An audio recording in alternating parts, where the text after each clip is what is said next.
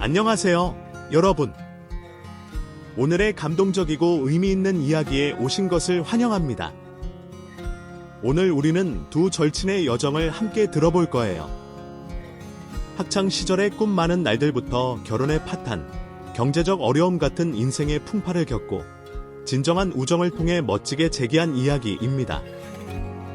한 여성은 아이에게 줄 분유값조차 없던 절망적인 순간에 절친으로부터 100만 원의 도움을 받고 결국 성공한 회사의 대표가 되었습니다. 그리고 다른 친구는 패션 디자이너의 꿈을 안고 힘든 나날을 보내다 고통을 동력으로 삼아 한국에서 유명한 패션 브랜드를 만들어냈죠. 우정, 희생, 그리고 끊임없는 도전의 이 이야기는 여러분의 마음을 울리고 영감을 줄 거예요. 자, 함께 탐험해볼까요? 안녕하세요. 저는 유류 브랜드 사업을 하고 있는 40대 중반의 여자입니다. 흔히들 불행할 때 옆에 있어주는 친구가 진정한 친구라는 말들 많이 하시잖아요. 제가 그 말에 뼛속 깊이 새기게 된 경험을 했어요.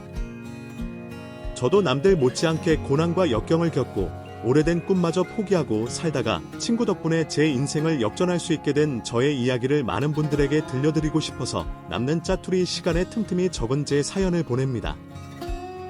저는 우선 딸 이 집안의 막내딸로 자랐어요. 저희 언니가 저보다 8살이 많아서 나이 차이가 꽤 나는 편이에요. 언니는 20살이 되자마자 독립을 해서 부산에서 일하며 살았습니다. 가끔씩 집에 오면 저에게 맛있는 것도 사주고 선물도 많이 사라졌어요. 언니는 지금도 부산에서 결혼해서 잘 지내고 있습니다. 당시에는 제가 한창 사춘기 어떤 중학생 때, 언니는 성인이어서 언니가 가끔씩 집에 올 때 가져온 패션 잡지들을 몰래 보면서 저는 새로운 세계에 눈을 떴습니다. 세상에는 정말 아름다운 사람과 멋진 옷들이 많구나 생각했어요.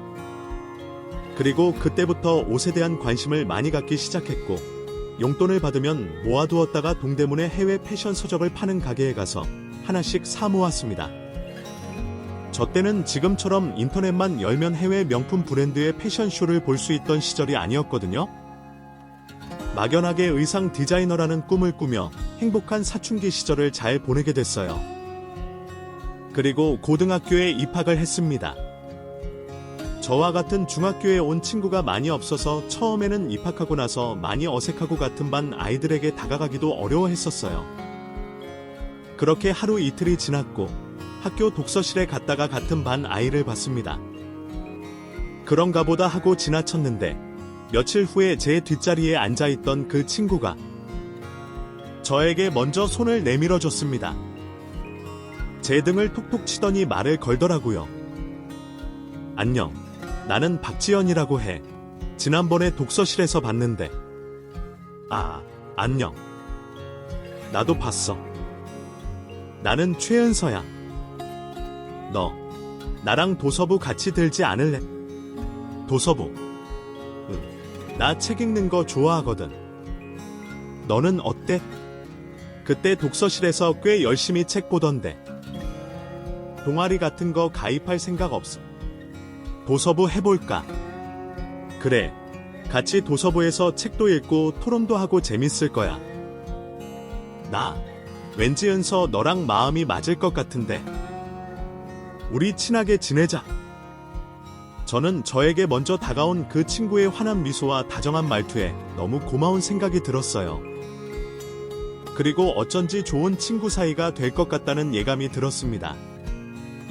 그래서 함께 도서부에 가입해서 학교 공부도 열심히 하고 책도 많이 읽으며 서로 책에 대한 감상도 나누고 점점 단짝 친구가 되었어요. 저희는 점심시간에는 밥을 먹고 매점에서 아이스크림 하나씩 사서 먹으며 교정을 산책했습니다. 산책을 하면서 친구와 저는 서로의 꿈에 대한 이야기도 많이 나눴어요. 은서야, 넌 꿈이 뭐해? 어른 되면 무슨 일 하고 싶어? 나는 패션 디자이너가 꿈이야. 정말. 바로 그렇게 대답할 정도면 많이 생각했구나. 멋지다. 응. 중학교 때부터 생각했어. 지연이는 어른 되면 하고 싶은 일이 뭐야? 나는 사실 아직 너처럼 정확한 목표는 없는데 멋진 커리어 우먼이 되고 싶어. 뭐야, 너도 목표가 있었네? 응원할게. 나도 너 패션 디자이너 되는 거 응원할게. 그렇게 가족에게도 하지 않을 속 이야기를 그 친구에게는 다 털어놓을 수 있을 만큼 절친한 사이로 지냈어요. 지연이와 저는 서로의 꿈을 응원하면서 고등학교 시절을 성실하게 잘 보냈습니다. 그리고 저는 제 목표를 따라 수능 시험을 잘 치렀고, 그렇게 넉넉한 형편은 아니던 부모님의 적극적인 지원으로 서울에서 의상 디자인으로 유명한 대학에 입학할 수 있었습니다. 친구 지연이는 원하는 대학에 불합격하는 바람에 재수를 선택하게 됐어요. 지연이는 재수학원에 다녔고, 저는 살던 곳을 떠나 자취방에서 같은 학교 동기 룸메이트와 함께 지내며 대학교 생활을 해나갔습니다. 지연이도 재수를 하느라 바빠서 고등학교 때만큼 자주 지내지는 못했지만 한 달에 한 번씩은 꼭 같이 만나서 밥도 먹고 수다도 떨었어요. 지연이는 결국 1년 동안 재수를 하고 나서 경기도권의 대학에 입학하게 됐습니다. 서로 그렇게 죽고 못 살 정도로 가깝게 지냈지만 대학 생활을 하면서 서로 사는 곳의 거리가 멀어지고 각자의 대학 생활에 적응하면서 지내다 보니 예전만큼 자주 만나지는 못했어요. 그래도 오랜만에 보면 바로 어제 본 것처럼 항상 편하고 좋은 친구였습니다. 지연이는 책도 많이 읽고 정보 습득력도 빨라서 지연이와 대화를 나누고 있으면 저까지 에너지가 샘솟고 똑똑해지는 기분이 들었어요. 지연이도 저와 대화를 하면 아이디어가 마구 떠오른다며 좋아했습니다. 지연이도 대화하면 내가 좋은 사람이 된 것 같아. 너도 그래? 당연하지. 너랑 나처럼 대화가 잘 통하고 서로 잘 아는 사람이 어딨냐. 우리 평생 가자. 가끔씩 그렇게 말할 만큼 지연이와 저는 서로에게 좋은 영향을 주고받는 사이였어요. 대학교를 졸업할 때까지 고등학교 때처럼 자주는 아니지만 꾸준히 연락을 하며 지냈습니다. 그리고 저는 먼저 대학을 졸업하고 저는 한 의류회사에 취업을 하게 됐어요. 회사를 다니며 적응하느라 처음에는 애를 먹었습니다. 야근도 많고 월급도 적고 게다가 회사 선배들의 터무니없는 사회생활이 만만치 않다는 걸 느끼고 있던 사회초년생이었어요. 회사에 들어가서 일을 하기 시작하면서부터 지연이와의 연락이 서서히 줄어들기 시작했습니다. 지연이와 통화를 하면 제가 자꾸 회사 일에 대한 하소연만 하게 되어서 지연이도 졸업 준비하느라 힘들 텐데 어쩐지 미안하다는 생각에 연락을 점점 뜸하게 하게 됐어요. 지연이도 저에게 연락이 뜸해지면서 자연스럽게 멀어지게 됐습니다. 그렇게 3년의 세월이 흘렀고 어느 날 지연이가 결혼을 한다고 연락이 왔어요. 그래서 오랜만에 만나기로 약속을 잡았습니다. 아, 지연아, 진짜 오랜만이다. 사느라 바빠서 연락도 못하고. 은서야, 잘 지냈어? 나도 연락 못했는데? 근데 갑자기 무슨 결혼이야? 하긴 우리 28이라 이제 결혼할 때가 되기도 했다. 끝이 맞아. 28이니까 그렇긴 하지. 남편은 어떤 사람이야? 그나저나 너 뭐하고 지냈어? 3년 동안 1년에 2번씩 서로 생일에만 연락을 해서 지연이가 뭘 하고 지내는지 잘 모르고 있었습니다. 나 마케팅 회사 다녔지. 회사 동료로 만난 사람이랑 결혼하는 거야. 마케팅 회사 다니고 있었구나. 아무튼 결혼이라니 축하해. 연락도 뜸하다가 결혼한다고 연락해서 뭔가 좀 미안해. 야, 그게 무슨 말이야? 우리 사이에 당연히 네가 결혼하는 건 내가 알아야지. 고마워 연락해줘서. 우리 이제부터 자주 연락하고 지내자.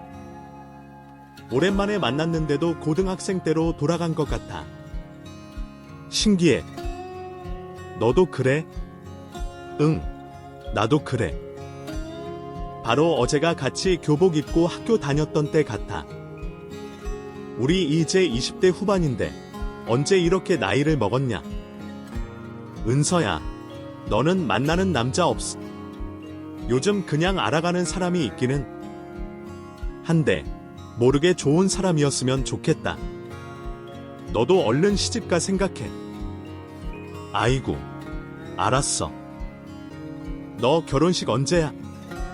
청첩장 줘. 정말 오랜만에 만난 건데 왜 그동안 만나지 않은 건지 너무 반갑고 할 이야기도 많았어요. 그렇게 5개월이 흐른 후 저는 친구 지연이의 결혼식장에 사귀고 있던 남자친구와 함께 가게 됐습니다.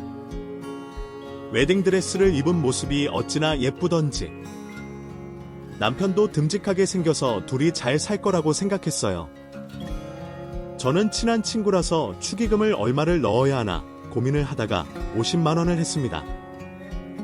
당시 제 기준의 축의금에서는 가장 많은 돈이었어요. 그렇게 지연이 결혼식을 마치고 지연이가 신혼여행을 다녀온 후에 제 남자친구와 지연이 남편과 함께 만나서 식사 자리를 가졌습니다.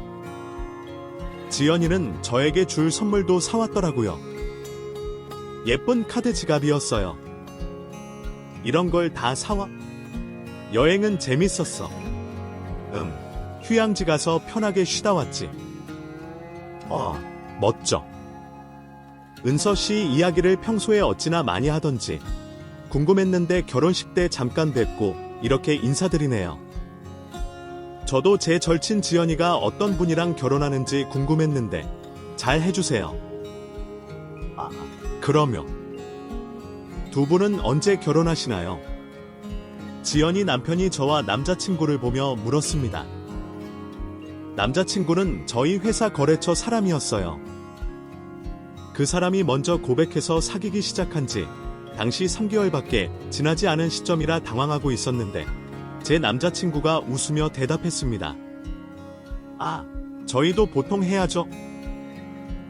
그때 저희 초대할 테니까 꼭 오세요.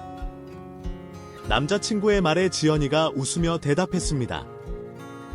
그럼요. 당연하죠. 그걸 말이라고 해. 그렇게 결혼을 하고 신혼여행까지 다녀온 지연이와 저는 예전처럼 한 달에 한두 번씩 연락을 주고받으며 지냈어요. 처음에는 행복한 이야기만 전해주던 지연이가 어느 날부터인가 서서히 시어머니와의 갈등에 대한 이야기를 하기 시작했습니다. 시어머니 때문에 힘들겠소. 왜? 무슨 일인데? 사사건건 간섭하고 본인 아들 내가 굶어 죽일까봐 걱정인가봐 일주일에도 수시로 우리 집에 불쑥불쑥 쳐들어온다니까. 정말 너무 집착이 심한 거 아니야? 그래도 신혼인데. 그러니까 말이야. 오빠한테 말해도 오빠는 본인 엄마 편이야. 화만 나온다. 고부 갈등 말로만 들었지. 지연이가 그런 일로 고민할 줄은 몰랐네요. 처음에는 그냥 사사로운 고부 갈등인 줄로만 알았는데 지연이 연락이 뜸해지고 제가 연락해도 잘 받지 않아서 궁금해하며 지냈습니다. 그리고서는 1년 반을 만난 남자친구에게 청혼을 받았어요. 저도 당시 30대를 바라보는 나이였고 결혼 정년기에서 멀어질까봐 두려운 마음도 들어서 청혼을 승낙했습니다. 남자친구 집안과 저희 집안의 형편이 비슷해서 저희는 평범하게 결혼 준비를 하게 됐어요. 결혼 준비를 하면서 저는 지연이 생각이 나서 지연이에게 연락을 해봤습니다. 어쩐지 조심스러워서 문자 메시지를 보냈는데 바로 전화가 오더라고요. 은서야, 너 드디어 결혼하는구나. 지연아, 잘 지냈어? 왜 이렇게 연락이 없었어? 나 요즘 정신 없었어. 나 애 낳았어. 지금 100일 됐어. 허머, 우리 진짜 연락 안 했네? 100일 잔치는 했어. 부르지. 축하해. 그리고 나 이혼했어. 뭐? 이혼? 지연이는 말을 잇지 못하고 울먹이고 있었습니다.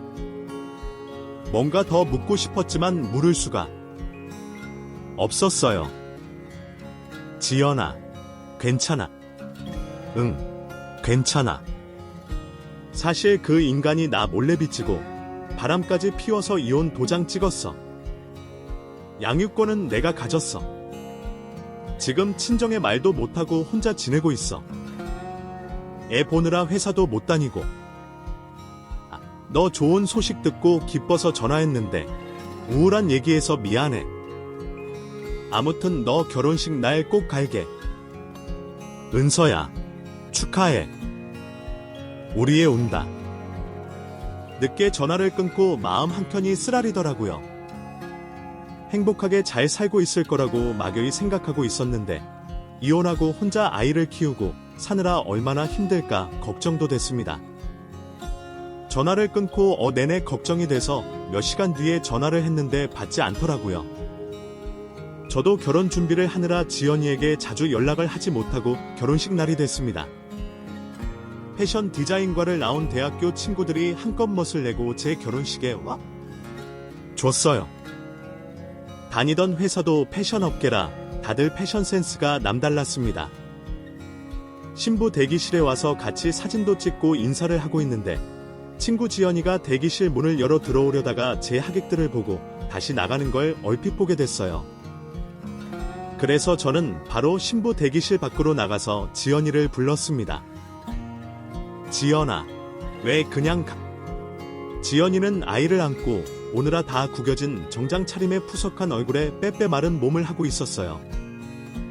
한눈에 봐도 형편이 좋지 않아 보였습니다. 지연이가 안고 있던 아이를 보며 저는 말했어요. 어머, 내 딸이야. 너무 귀엽다. 너 닮았네. 은서야, 내가 요즘 힘들어서 올까 말까 고민 많이 했는데 그래도 얼굴이나 보고 축하한다는 말은 하고 싶어서 왔어. 지연아, 많이 힘들어. 친정에는 말했어. 말했는데 이혼한 걸 한 달 못 받아들이셔.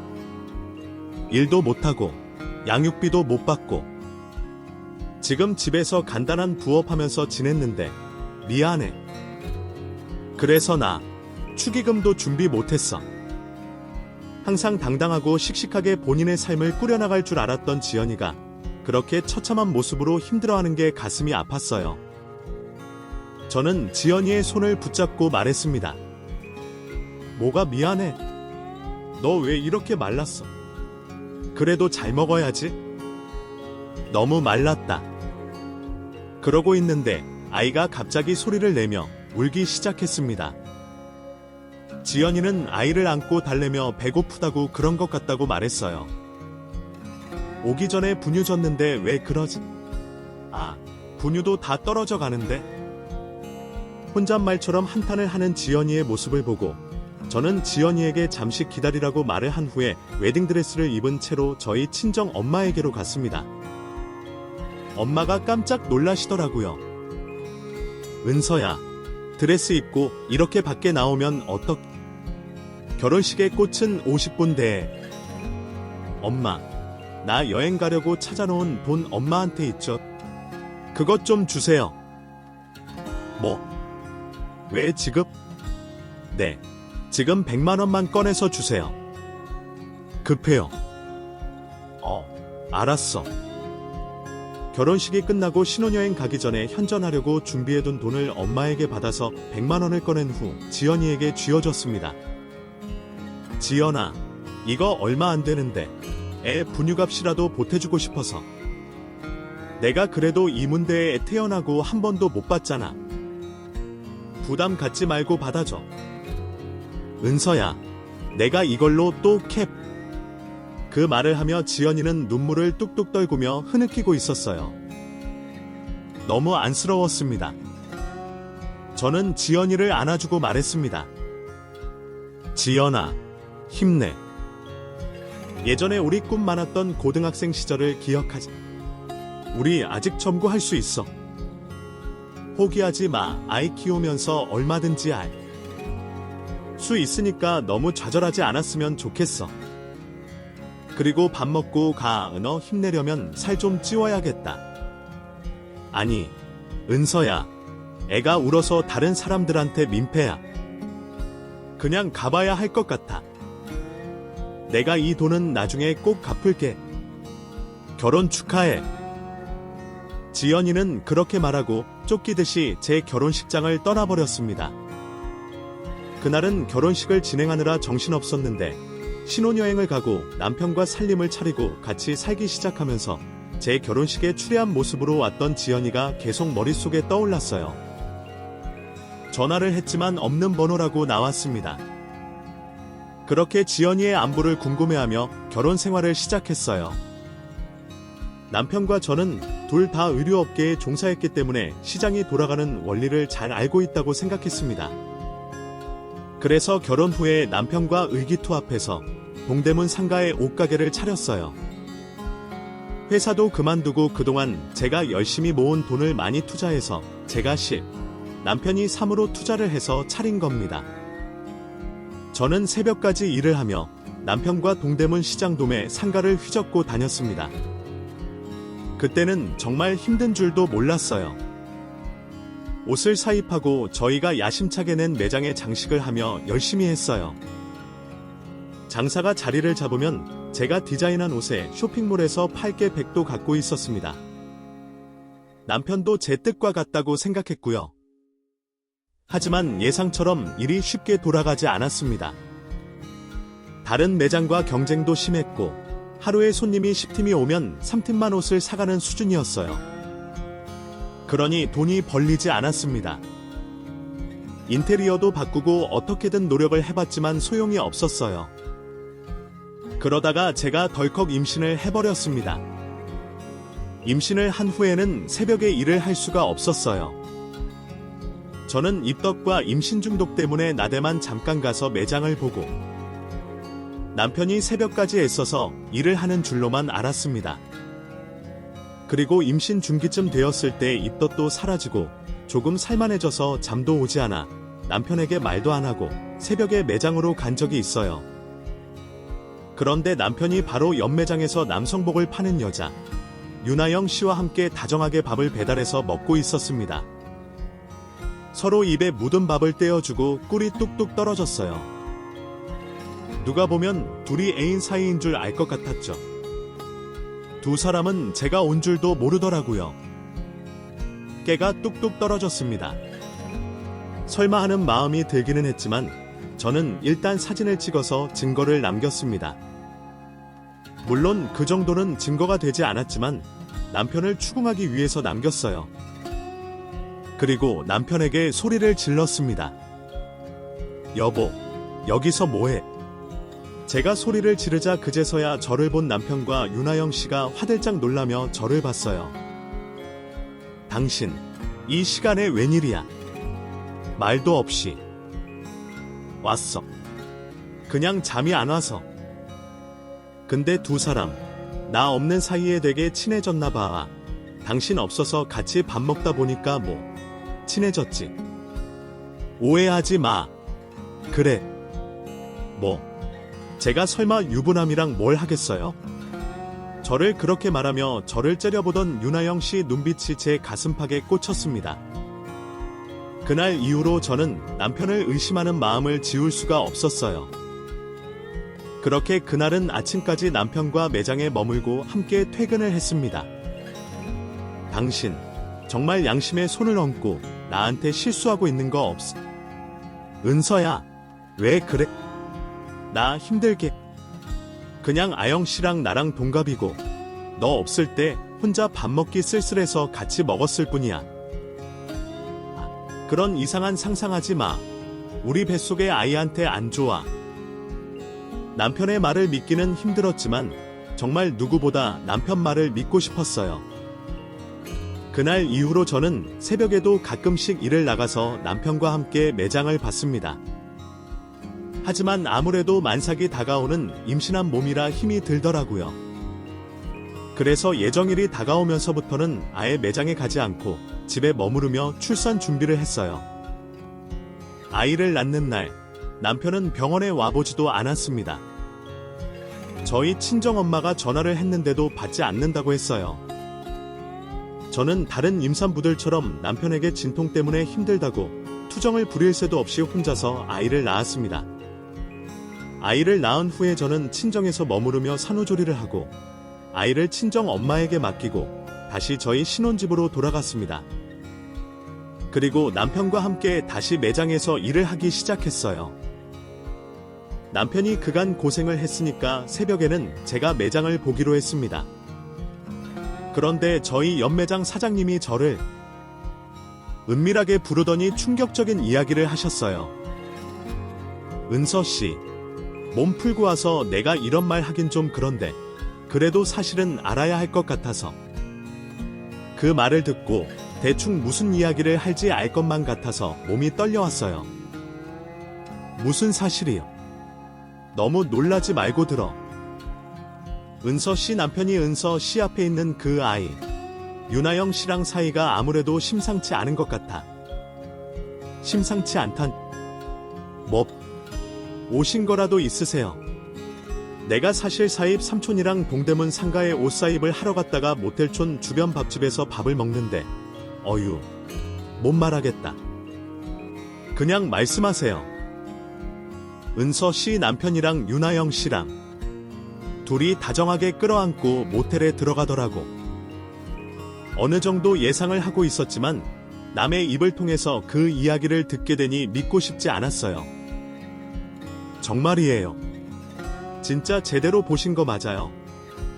내가 혹시나 해서 사진도 찍었어. 보여줄까? 그분이 보여준 사진 속에는 남편과 윤아영 씨가 뽀뽀도 하고 팔짱도 낀 채 모텔로 들어가고 있었습니다. 사진을 보자 우려했던 현실을 마주하게 됐고 저는 치가 떨렸습니다. 저는 어떻게든 매장 매출을 늘리기 위해 임신하고 나서도 걱정 속에서 살며 노력했는데 남편은 제가 임신한 기간 동안 다른 여자랑 기뻐하며 바람이나 피우고 있던 것이었어요. 저는 그 사진을 제게 전송해달라고 부탁했어요. 그리고 일찍 매장 일을 마치고 집으로 돌아갔습니다. 그런데 집안에서 여자 목소리가 들리더라고요. 집에까지 그 여자를 데려올 줄은 몰랐어요. 저는 떨리는 손으로 휴대폰 영상 녹화 버튼을 누른 채 집 안으로 들어갔습니다.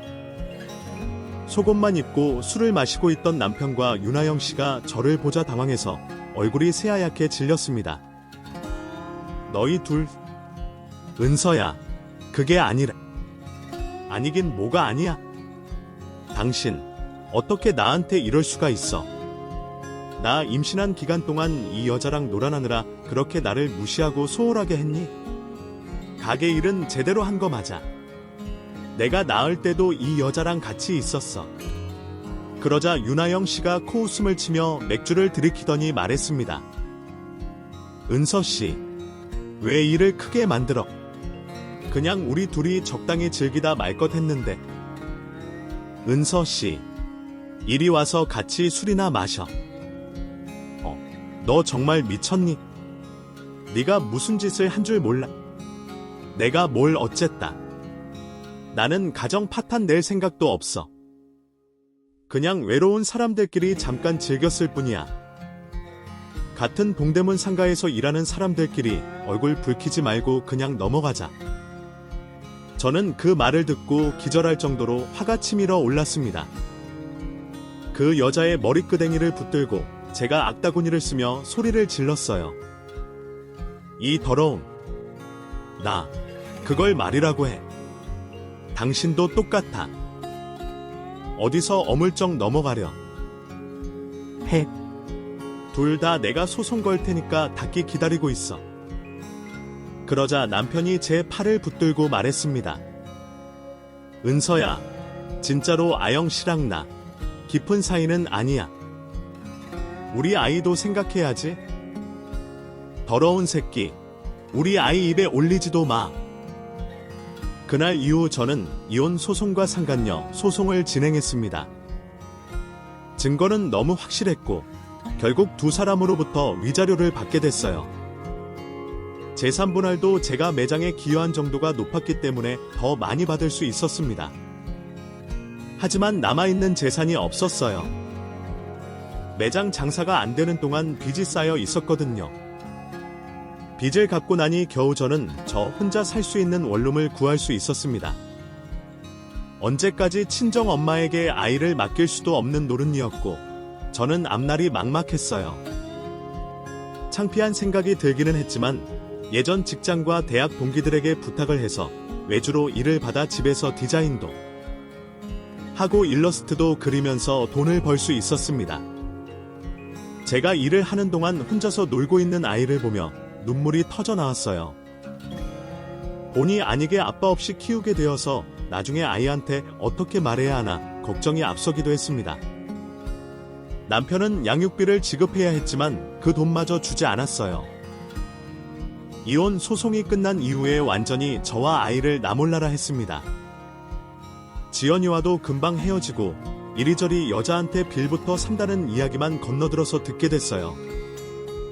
그런 인간인 줄도 모르고 결혼한 저를 탓해 지만 아이를 보면서 다 포기하고 싶은 마음을 다잡곤 했습니다. 그리고 몇 년 후에는 아이와 둘이 살기 좋은 작은 아파트에 대출을 끼고 전세로 들어가서 살기 시작했어요. 그때 아이가 4살이 되었을 때였습니다. 더 이상 외주 일로 버티기도 힘들고 아이를 돌볼 수가 없어서 취업 전선에 뛰어들었습니다. 하지만 나이도 많이 들었고 경력도 단절이 돼서 회사에 입사하기가 어려웠어요. 저희 부모님도 은퇴를 하시고 노후 준비만 해놓은 상태여서 도움을 청하기도 죄송스러웠습니다. 저는 제 아들을 어린이집에 보내놓고 식당 부엌에서 아르바이트를 하면서 돈을 벌었어요. 혼자서 아이를 키우다 보니 저의 절친이었던 지연이 생각이 더 많이 났습니다. 제 결혼식에서 추레한 모습으로 나타났던 지연이가 당시에 얼마나 힘들고 괴로웠을까 생각하면 마음이 아팠어요. 당장이라도 지연이와 연락을 하고 서로 서러운 마음을 토해내면 좋겠다고 생각했지만 지연이의 연락처를 알 수가 없었습니다. 그리고 꿈 많던 고등학교 시절로 돌아가고 싶다는 생각도 들었습니다. 그때 혼자서 아이를 키우며 원하던 삶을 살지 못하고 있는 제 스스로가 너무 비참하게 생각됐어요. 그래도 한켠에 고이 모셔둔 저의 꿈은 아이가 잠든 후에 저 혼자서 펼쳐보곤 했습니다. 혼자서 디자인도 만들어보고 제 브랜드를 만들면 어떤 이름으로 할지, 어떤 스타일의 옷을 어떤 연령층의 여자들이 입으면 좋을지 구상했어요.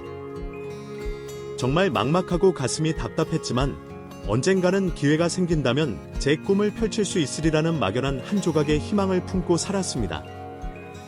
그렇게 또 세월이 흘렀고 제 아들이 초등학생에 입학할 무렵이었어요. 아들은 방학이라 제 옆에서 학습지를 풀고 있었고 저는 그날도 집에서 일을 하고 있는데 모르는 번호로 전화가 왔습니다. 모르는 전화번호는 잘 안 받는 편인데 그날따라 어쩐지 받고 싶어지더라고요. 여보세요. 은서야. 나야. 지연이. 지연이의 목소리를 오랜만에 듣고 꿈인가 생시인가 싶었습니다. 너무 기쁘고 놀라서 말도 나오지 않았어요. 몇 초를 정적 속에 있다가 제가 겨우 말했습니다. 지연이. 박지연. 그래. 지연이야. 너 아는 지연이가 딱. 밖에 더 있냐? 진짜야. 또 뭐? 어떻게 지냈어? 아, 그러지 말고 만나자. 너 언제 시간 돼? 나 지금은 방학이라서 애랑 같이 나가야 되는데 괜찮아? 아, 너 애 낳았구나. 아, 정말 시간이 많이 흘렀다. 그럼 우리 애도 데리고 나와. 지연이가 제 결혼식 때 봤을 때의 마지막 모습보다 한층 밝아진 목소리로 연락을 해서 너무 반가웠습니다. 어떻게 살고 있을지 항상 마음속으로 걱정을 했는데 그때보다는 삶이 좀 나아진 것 같은 생각에 저도 덩달아 기분이 좋았습니다. 그리고 저는 이틀 후에 제 아들과 함께 제 고등학교 때부터 절친이었던 친구 지연이를 만나러 갔습니다. 처음에는 못 알아봤어요. 그런데 웬 세련된 여자가 저를 부르고 있어서 봤더니 지연이었습니다. 은서야. 어찌나 보자마자 왈칵 눈물이 쏟아져 나왔는지. 지연이도 저와 같은 마음인지 저를 안고 한참을 울었네요. 지연이의 딸과 제 아들은 어리둥절한 표정을 짓고 있었습니다. 지연이 딸은 제 아들보다 2살이 많더라고요. 두 아이는 처음에는 대면하면 어색해하다가 서로 관심사가 같은 이야기를 꺼내며 금방 친해졌습니다. 은서야, 너 왜 날 못 알아? 난 너 한눈에 알아봤는데. 하긴 우리가 너무 오랜만이긴 하다. 10년 만이니까. 나는 너 마지막 모습만 생각하고 그때 많이 힘들어 보였거든. 근데 너 그때보다는 형편이 많이 나아진 것 같아. 정말 다행이야. 그럼 그때보다는 훨씬 나아졌지. 그때 너 결혼식에서 축의금도 못 내고 가서 내내 마음이 안 좋았어. 나도 너 그렇게 보내고 지금까지 계속 걱정하고 지냈는데 왜 연락이 끊겼던 거야? 내가 얼마나 궁금했는지 알아? 내가 다 차단하고 새로 시작하느라 그렇게 됐어. 미안해. 너 결혼하고 나서 잘 지냈어? 아니, 그 자식이랑 이혼한 지 몇 년이 지났는지 모르겠다. 동대문 상가에 옷가게 열었다가 망하고 지금은 근근히 살고 있어. 넌 어떻게 살고 있어? 은서야, 힘들었겠다. 나는 마케팅 회사 대표 됐어. 뭐? 대표? 정말이야. 지연이는 한동안 혼자서 힘들게 지내다가 결국 친정에 들어가게 됐고 처음부터 다시 시작했다고 했습니다. 그리고 본인이 할 수 있는 일을 찾아서 도전을 했대요. 몇 번씩 실패하기도 했지만 결국에는 작은 마케팅 회사를 차렸고 점점 입지를 굳혀서 지금은 직원도 20명 이상 둔 회사로 꽤 많은 성장을 이뤘다고 했습니다. 정말 잘 됐다, 지연아. 넌 꿈을 이뤘네? 우리 고등학교 때 교정 걸으면서 내가 그랬잖아. 멋진 커리어 우먼이 되고 싶다고. 멋지다. 너무 반가운 소식에 제가 신이 나서 그렇게 말했고 지연이가 제 말을 듣고 대답했습니다. 너 결혼식 때 내가 정말 너무 힘들었거든. 사실 그때 며칠 제 밥도 못 먹었는데 은서 너 결혼식은 꼭 가고 싶었어. 근데 우리 애 먹일 분유도 없고 돈도 없고 분유도 한 통밖에 안 남고 그때 생각하니까 눈물이 나. 힘들면 나한테 얘기하지. 아무튼 그때 너무 안타까웠어. 포기했던 내 마음에 불씨가 피어오르더라. 내가 준 100만 원으로 애 분유 사고 마케팅 관련 책을 미친 듯이 사서 읽었어. 사업에 성공한 사람들 책도 도서관에 가서 매일 빌려다가 읽었어. 내가 이렇게 된 건 다 너 덕분이야. 고마워, 은서야. 무슨, 내가 열심히 해서 이뤄낸 거지. 아무튼 너무 다행이야. 저희는 10년 묵은 수다를 떠느라 정신없었습니다. 지연이에게 제가 살아온 삶에 대해서 다 털어놓으며 몇 번씩 같이 울기도 했어요. 그렇게 이야기를 나누다가 지연이가 제가 구상해 놓은 의류 브랜드에 대한 것에 크게 관심을 보였습니다. 은서야, 그거 정말 좋은 아이템이다. 그렇게 썩혀두기에는 너무 아까워. 내가 내 꿈 이루어준 것처럼 이제는 내가 은서 너 꿈 이루어줄게. 다음에 만날 때 내가 그동안 디자인하고 기획한 것들 다 가지고 와. 정말 너무 부담스러운 거 아니야. 너 섭섭하게. 친구끼리 무슨. 너 덕분에 내 삶이 바뀐 건데 나도 너 도와야지. 그 이후로 일이 착착 진행됐습니다. 매일 품 안에 안고 꿈에만 그리던 일들이 현실이 되어가는 걸 보는 게 정말 행복했어요. 지연이가 제 브랜드를 런칭하는데 많은 돈을 투자해줬습니다. 그만큼 가치가 있다고 말하면서요. 결국 1년 후에 브랜드를 런칭했고 지연이의 마케팅 회사에서 정말 많은 홍보를 해줬어요. 우선 홈페이지를 만들고 유명 편집숍과 온라인 쇼핑몰에 한두 벌의 옷을 입점했습니다. 처음에는 반응이 미미했는데 그 이후로 조금씩 홍보가 되기 시작하더니 패션 잡지에도 소개되고 연예인들도 제 옷을 입어서 유명해지기 시작했어요. 처음에는 저 혼자 의상 디자인하고 공장을 찾아다녀야 했는데 점차 사업이 잘 되면서 직원이 한두 명씩 늘어가고 사업도 더 확장되면서 매출이 어마어마하게 많아졌어요. 지금은 한남동의 매장도 따로 하나 갖고 있을 만큼 단단한 입지를 가진 의류 브랜드로 성장했습니다. 그렇게 되기까지 지연이의 도움도 많았고 제가 만들어 두고 기획해 둔 것들이 기회가 오자 빛을 발할 수 있게 돼서 정말 꿈같은 나날을 보냈어요. 지연이와는 그 이후로 자주 왕래하며 서로의 사업을 응원하는 파트너가 됐어요.